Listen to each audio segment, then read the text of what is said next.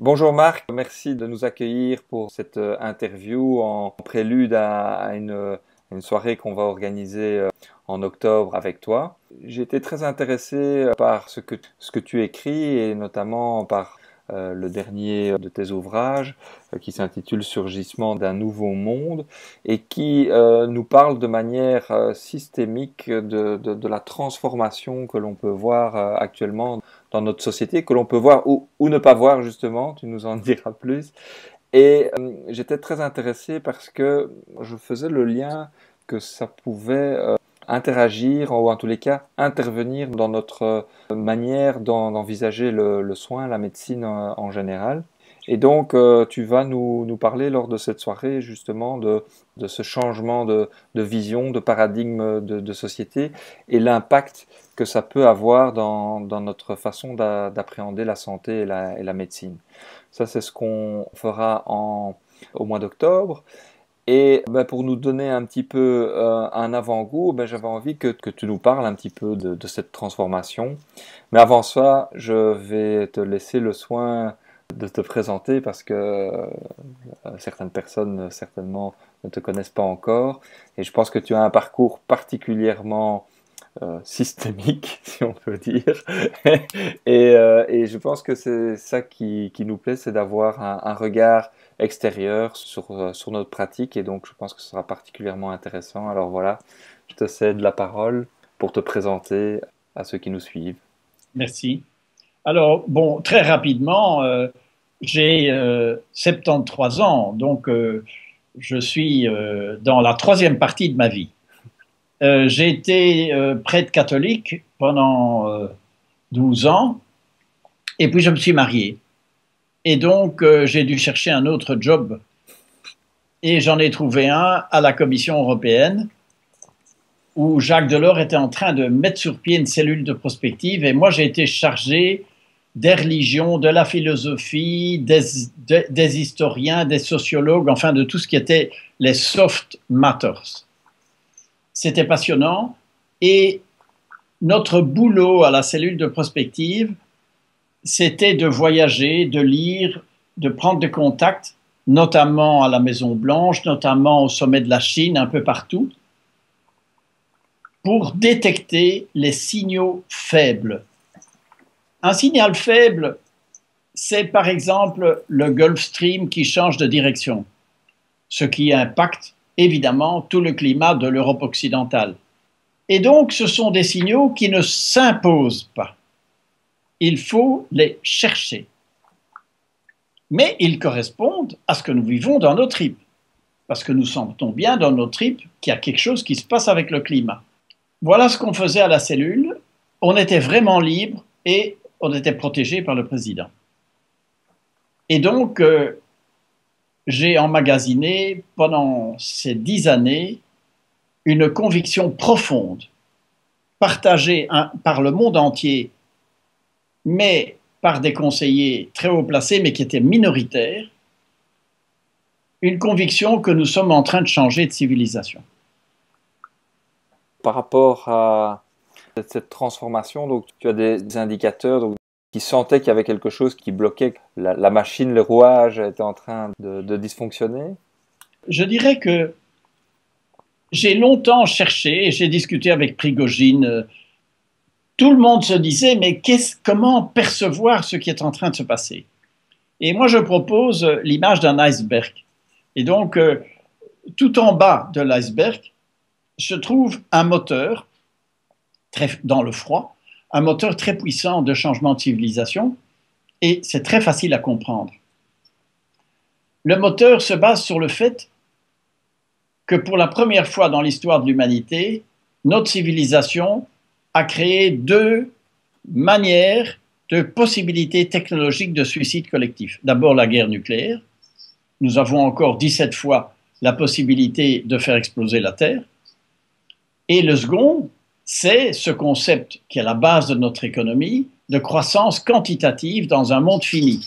C'est évident qu'à un moment, et nous avons déjà atteint ce moment, notre croissance pollue plus que ce que la Terre peut absorber. Nous sommes déjà au-delà des limites. La bonne nouvelle, désolé d'être positif, la bonne nouvelle, c'est qu'il semble que l'inconscient collectif de l'humanité a déjà choisi la vie, a choisi de ne pas aller dans le sens de ce suicide collectif. Et comment est-ce qu'on peut savoir ça?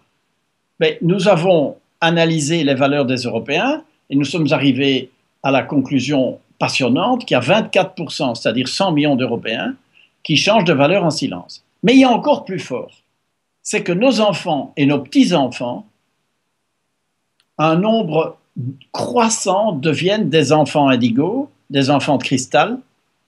Ça veut dire que nos enfants et nos petits-enfants semblent de plus en plus clairement programmés pour une civilisation qui n'existe pas encore.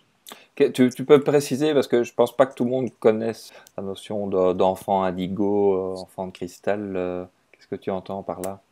Très rapidement, ce sont des enfants qui trouvent évident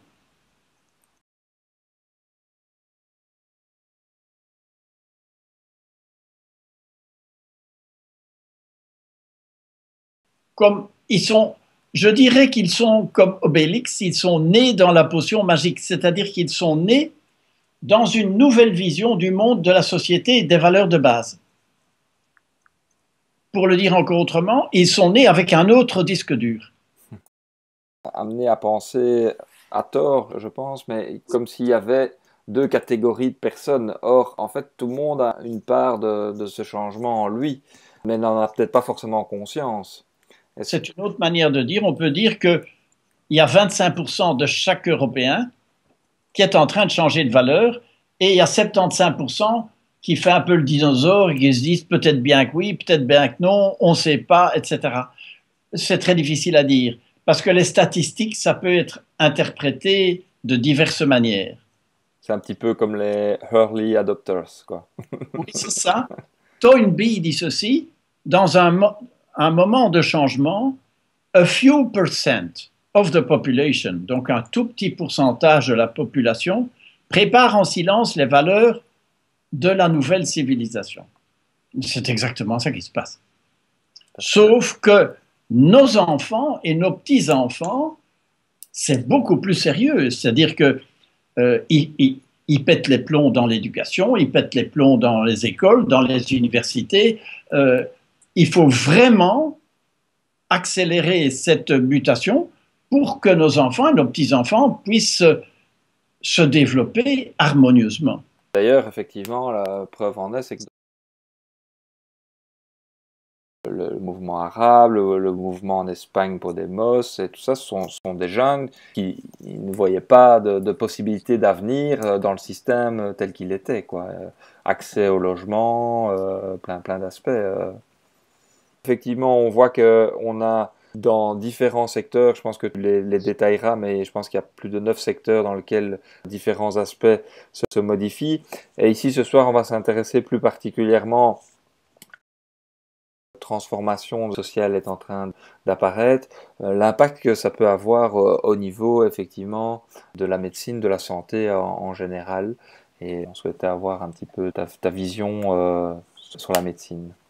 Alors, en très, en très résumé, nous pourrions dire que notre approche médicale est industrielle, moderne et analytique, parce que toute notre démarche universitaire est moderne, industrielle, analytique. Elle est aussi machiniste dans le sens de Charlie Chaplin, Modern Times, où on voit que l'homme est obligé de s'adapter à la machine. C'est la machine qui produit les objets et l'homme, l'humain, il doit s'adapter. Et donc, cette médecine est aussi pyramidale, parce que toute notre société industrielle est pyramidale. Elle est aussi patriarcale. On voit très bien dans la médecine qu'évidemment, il n'y a pas de véritable égalité entre l'homme et la femme. Et donc, on pourrait dire que notre médecine actuelle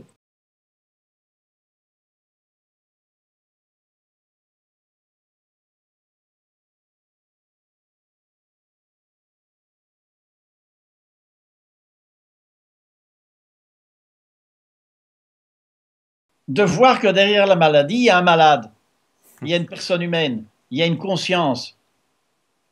Il il faut pas être agressif. Le disque dur de la médecine moderne est comme ça.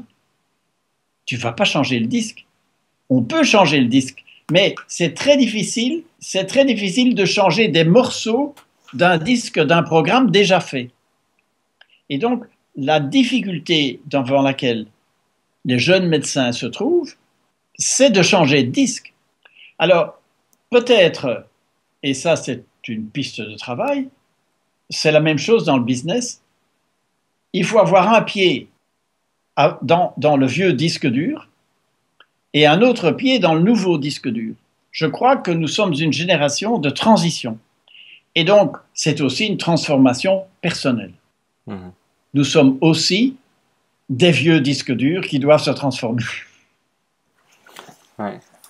En même temps, il y a les éléments positifs de cette médecine rationnelle qui ont été indispensables à des progrès et qui le sont encore toujours aujourd'hui et qui ont peut-être pris un peu le pas sur la dimension humaine. Maintenant, j'avais quand même envie de nuancer un tout petit peu le propos sur le fait que, effectivement, si la médecine peut paraître parfois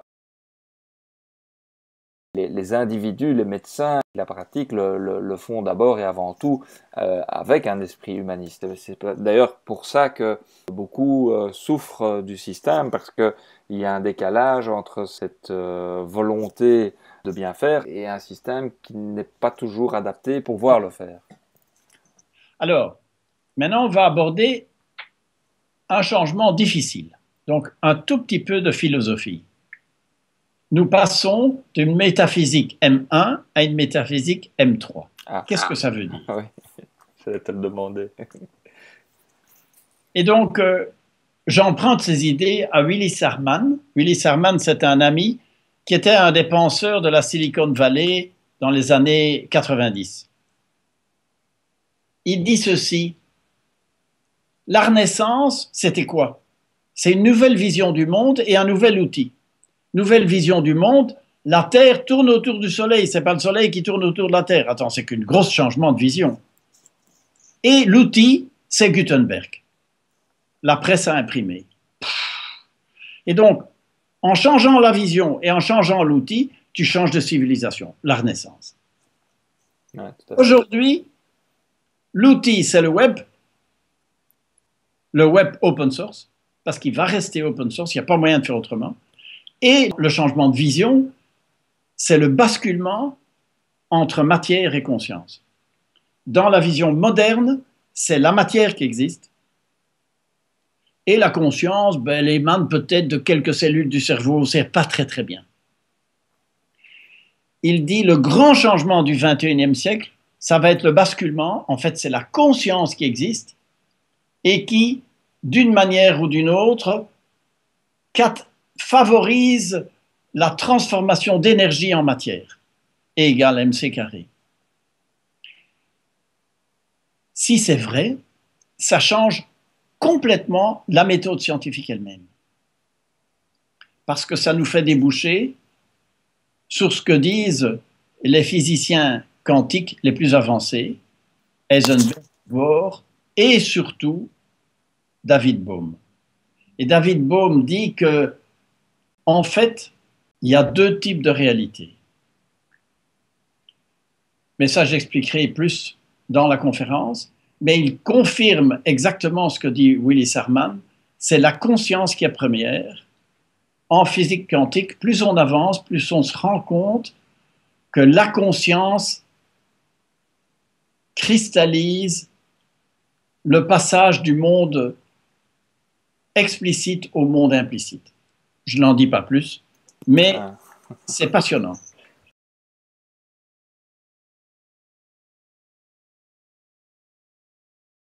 Que tu abordes ce sujet avec beaucoup d'importance, c'était qu'il y avait encore une grande inégalité homme-femme. Or, au jour d'aujourd'hui, 85 à 90% des étudiants en médecine qui sortent sont des femmes. La féminisation, elle est déjà là. Et je sais que dans tout ce chemin de transformation, tu donnes une place très importante aux femmes. Tu peux en dire quelques mots? Mais je dirais que la bonne nouvelle, c'est que le moteur du patriarcat est cassé. Mais le camion roule encore à du 180 à l'heure. Ça, c'est certain. Mais le moteur est cassé, tout simplement. Si vous et moi, nous discutons à Antenne 2 et que je dis devant tout le monde, mais les femmes sont évidemment inégales aux hommes, elles ne sont pas capables d'être ministres, mais je me ferai sortir. On pouvait le dire il y a 50 ans, on ne peut plus le dire aujourd'hui. Donc, il y a des choses qui, au niveau de la signification profonde, ne sont plus acceptables. Ça ne veut pas dire que, au niveau européen, les statistiques le montrent, les femmes n'ont pas les mêmes responsabilités que les hommes, ni en politique, ni en économie, ni dans les entreprises, ni dans les administrations, nulle part. Et c'est dommage, parce que dans cette mutation de civilisation, comme on va vers quelque chose de beaucoup moins patriarcal et de beaucoup plus yin, mais les femmes sont plus à l'aise. Elles vont beaucoup plus vite s'adapter au changement. Pas toutes, mais statistiquement. Et donc, si nous voulons que ce changement de civilisation advienne, il faut donner le pouvoir à 50-55% à des femmes. Toutes les entreprises qui le font vont beaucoup, beaucoup mieux. C'est vrai que les postes clés ne sont pas encore féminisés dans le monde médical, ça c'est clair. Et je discutais avec le président de Stanford University. Il me dit, voilà, quand j'ai été élu, la première chose que j'ai fait, j'ai dit 51% of women on the board. Donc 51% de femmes dans le conseil d'administration de Stanford. Pourquoi? Parce que si les femmes ne sont pas à 51%, elles ne changent pas l'agenda, l'ordre du jour. Ah. Ah. Tant que l'ordre du jour est patriarcal, elles s'adaptent. Une fois qu'elles sont 52%, elles disent non, non, non, non, non, non, non. We change the agenda. On change l'ordre du jour, c'est-à-dire qu'on discute d'autres choses. Là, on change de disque. Ah ouais. Et il dit, ça a été la décision la plus efficace, mais la première chose que mon successeur a fait, c'est de la supprimer. Ah bon? Ah ouais. C'était en quelle année? Évidemment, on créait un Stanford complètement différent. Et c'était quand ça? Enfin, c'était... C'était dans les années 90. Ah ouais. Ah ouais, dingue. Donc c'est passionnant. Si tu veux que les femmes soient vraiment efficaces, il faut qu'elles aient une légère majorité. Au jour d'aujourd'hui, quoi. Elles changent l'ordre du jour, quoi. C'est à ce moment-là que ça devient. Combien de fois nous discutons sur un ordre du jour qui est embêtant? Et donc il faut changer l'agenda. Et c'est ça qui est en train de se passer. Toutes les entreprises et toutes les administrations, par exemple l'administration fédérale des ministères belges, sauf le ministère des Finances, c'est complètement repensé. On a changé de disque. On est passé d'une efficacité de 22% à 69% en 5 ans. Parce que les gens, on a responsabilisé les gens. Et ça, c'était impulsé de quelle manière? Enfin... Ça a été impulsé par 2-3 personnes. Ouais, comme quoi... Qui ont dit, écoutez, le rendement des ministères est vraiment mauvais, alors on arrête de pointer et vous êtes responsable. Vous travaillez quand vous voulez, comme vous voulez, moi, je veux des résultats. Vous, madame, vous avez un fils qui est malade, qui a la grippe, rentrez chez vous, mettez-les travailler à 9 h du soir jusqu'à 11 h du soir pour faire votre boulot, faites comme vous voulez. Et ouf!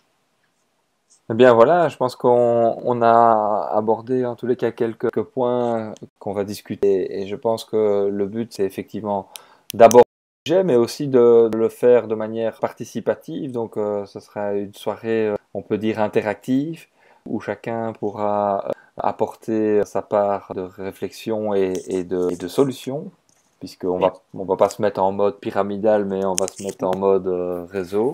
Oui. Et oui, tu voulais dire.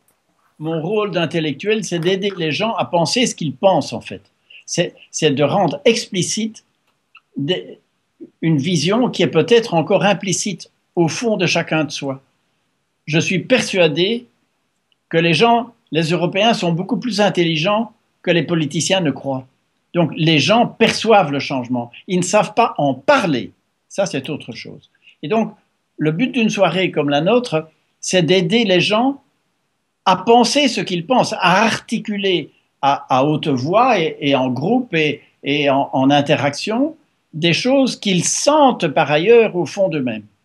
Mais ça, je pense que vraiment, c'est ce qu'on sent et qu'on dans les groupes de soignants en conscience, c'est vraiment cette envie d'aller vers une autre approche de la médecine. Et quand on dit une autre approche, et c'est ça que je voudrais dire aussi, je ne veux pas qu'on croit que tout est dualité, homme-femme, pouvoir, pas pouvoir. Je pense que c'est vraiment une transformation, c'est-à-dire que c'est pas un rejet d'une forme, mais c'est une intégration de cette forme qui est fait à ces mouvements qu'on qualifie d'alternatifs ou dérangeants. C'est pas un rejet d'un système, c'est une intégration. Oui. Eh bien voilà, ben écoute, j'espère en tous les cas, ces petites séquences que l'on va diffuser donneront envie à beaucoup de personnes de venir nous rejoindre au mois d'octobre, je précise. Et n'hésitez pas en tous les cas à nous faire déjà des réflexions parce que ça pourrait alimenter éventuellement un dialogue et des questions avant cette soirée que nous aurons l'occasion de partager avec toi, Marc. Merci beaucoup. Merci. Et à très bientôt. À très bientôt.